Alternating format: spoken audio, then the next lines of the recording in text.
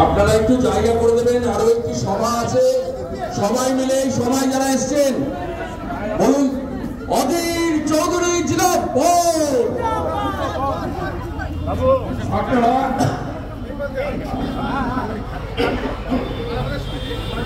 আরো একটি সভা আছে, আপনারা নির্দিষ্ট সময় আছে।